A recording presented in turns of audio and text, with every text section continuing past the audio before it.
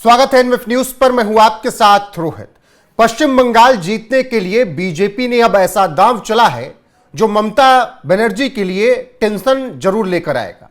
दरअसल संकल्प पत्र में जो घोषणा की गई है वो टीएमसी के लिए मुसीबत है। तो इसी पर चर्चा करेंगे कि जो घोषणा बीजेपी की तरफ से की गई है, क्या उस पर जनता भरोसा करेगी, कितनी परेशानी उससे ममता बनर्जी को होगी। मेरे साथ इस वक्त वरिष्ठ पत्रकार पंकज प्रसून हैं, जो अभी ही पश्चिम बंगाल की ग्राउंड जीरो की रिपोर्ट करके वापस लौटे हैं। चर्चा की शुरुआत करें उससे पहले आपको बता देते हैं कि बीजेपी ने बंगाल के लोगों के लिए क्या कुछ ऐलान किया है। महिलाओं को हर महीने 3,000 रुपए, 45 दिन के अंदर 7वां वेतनमान लागू करेंगे। सरकार बनने के 6 महीने के अंदर यूसीसी लागू होगा।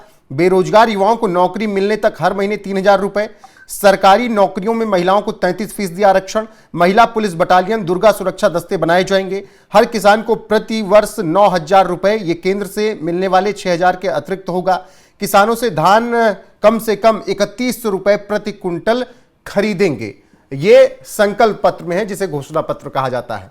पंकज जी, ये जो बड़े ऐलान हैं, सबसे पहले तो ये बताइए, क्या इस पर जनता भरोसा करेगी? अगर जनता को भरोसा किसी भी दल के संकल्प पत्र पे होगा तब इस पर भी कर लेगी। लेकिन अगर नहीं करना होगा तो फिर किसी भी दल के संकल्प पत्र या घोषणा पत्र पर भरोसा नहीं करेगी। और दूसरी बात आती है ट्रैक रिकॉर्ड की, कि कौन सी ऐसी पार्टी है जिसने अपने संकल्प पत्र के ज्यादातर बिंदुओं को पूरा किया है। मोदी तो बोलते हैं मोदी की गारंटी मतलब काम होने की गारंटी। धारा 370 वादा किया था, हट गया। राम मंदिर बनेगा, बन गया। नक्सलवाद का खात्मा होगा, हो गया।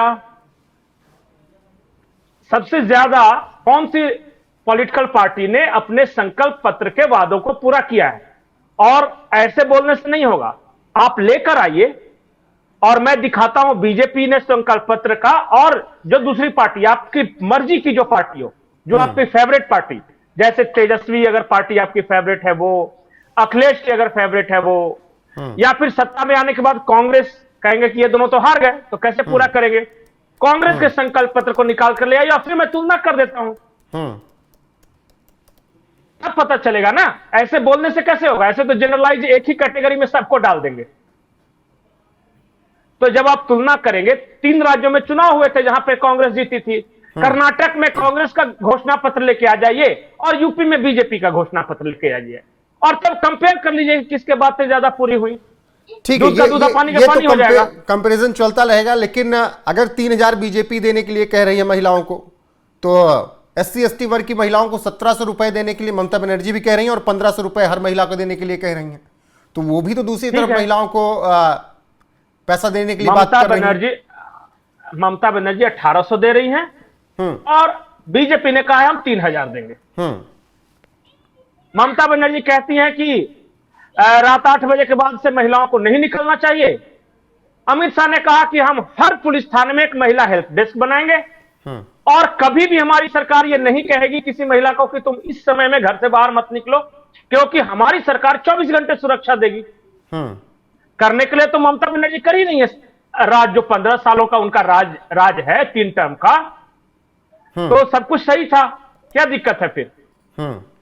उनसे बेहतर मुझे ऐसा लगता है कि इस संकल्प पत्र में बात होनी चाहिए कि फोकस में महिला क्यों, किसान क्यों, और नौजवान क्यों, क्योंकि बेरोजगारों को भी देने की बात कही गई है। ठीक है, पश्चिम बंगाल में ये सबसे ज्यादा समस्याएं हैं।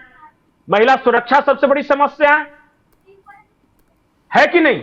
बिल्कुल। आरजेकर मेडिकल कॉलेज, संदेश खाली, एक के बाद एक जो रेप केसेस हुए, तेजाब कांड हुए, तो महिलाओं को फोकस रखा गया है इसीलिए। दूसरा, अभी एक वीडियो है जिसमें आप देख रहे होंगे कि आलू के जो वहां किसान हैं वो गंगा जी में आलू की बोरियां बहा रहे हैं। क्यों? क्योंकि उनको दाम नहीं मिल पा रहा। अब बीजेपी ने कहा है हर किसान के लिए, आलू के किसान के लिए, धान के किसान के लिए। अब जैसे मैं उदाहरण के तौर पे बोल रहा हूं, धान के किसानों को कह दिया कि कम से कम 3100 रुपए प्रति क्विंटल में हम खरीदेंगे। अगर इससे ज्यादा कोई बाजार में खरीद रहा है तो आप बेच दीजिए, अगर कोई नहीं खरीदा तो हमें दे दीजिए।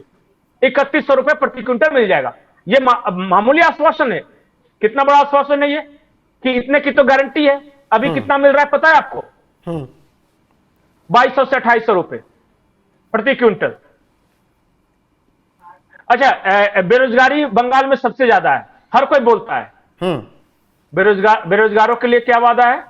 मैं भी तो जानना चाहता हूं कि ममता बनर्जी ने क्या वादा किया है बेरोजगारों के लिए। बेरोजगार युवाओं को 1500 रुपए हर महीने देंगी ममता बनर्जी।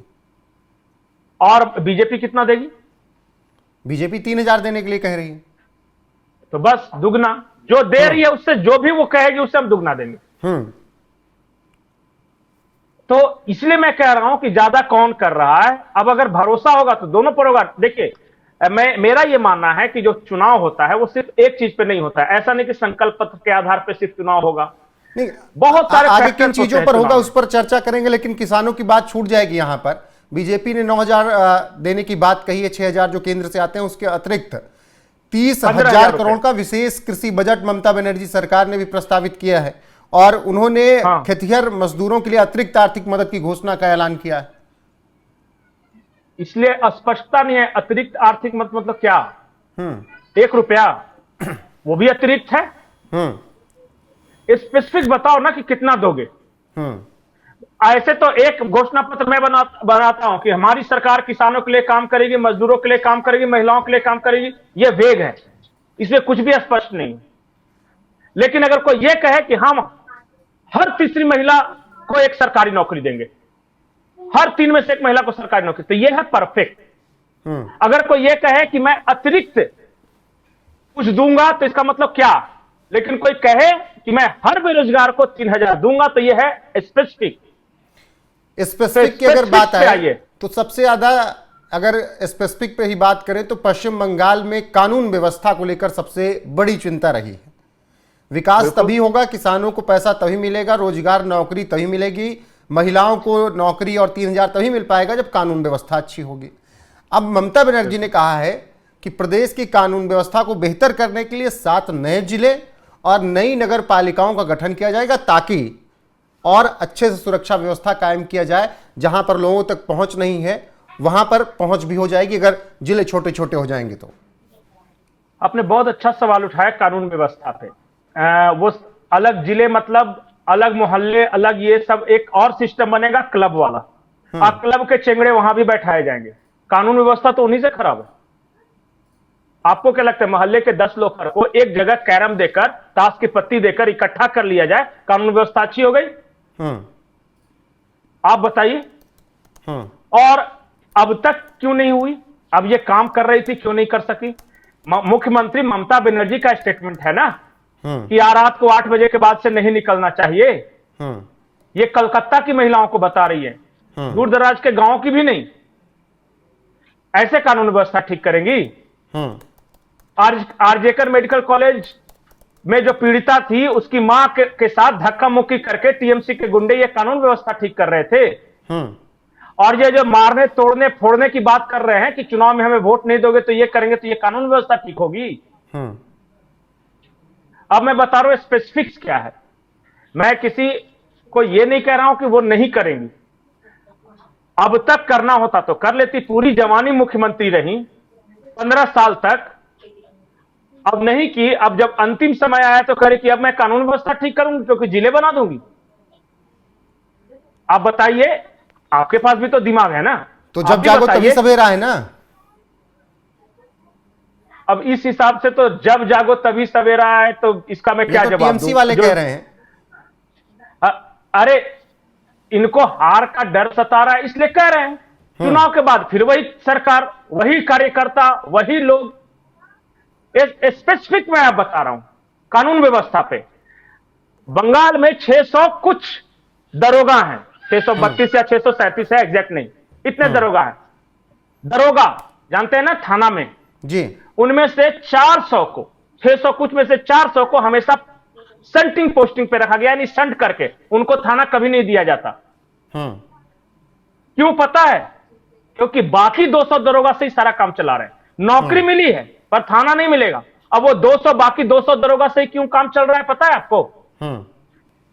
क्यों? आप बताइए क्यों चल रहा है, कैसे चल रहा है?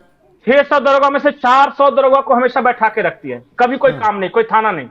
ये 200 को ही सर्कुलेट कर रहे हैं क्योंकि ये 200 टीएमसी के मेंबर है। तो टीएमसी के मेंबर और टीएमसी के सिंपैथाइजर से आप कानून व्यवस्था चलाइएगा, और बाकी जो सरकारी 400 बैठे हुए हैं उनको आराम से खाली सैलरी दीजिएगा और कहीं थाना नहीं दीजिएगा, तो कानून व्यवस्था की स्थिति आप सुधार रहे हैं कि बिगाड़ रहे हैं? इसलिए मैंने कहा कि मैं स्पेसिफिक्स पे बात करूंगा, जी बिल्कुल, वेग चीजों पे नहीं। तो अब आखिर में आप ग्राउंड पर अभी गए थे कुछ दिन पहले, आपने तमाम इलाकों को कवर किया। पश्चिम बंगाल की रियलिटी अभी क्या दिख रही है? चुनाव का माहौल क्या कुछ नजर आ रहा है? आखिरी में आप समेटते हुए चलिए बातों को। टीएमसी के फेवर में दो बातें हैं। एक भय, डर जो उनके कैडरों से लोगों को है कि चुनाव में अगर इनको वोट नहीं दिया तो मारपीट करेंगे, पहला। और दूसरा इनके फेवर में है जय बांग्ला, बंगाली, गैर बंगाली, भाषा भाषी, ये सब, ये उनका स्ट्रेंथ है। और वीकनेसेस क्या है, यानी बीजेपी की स्ट्रेंथ में बता देता हूं।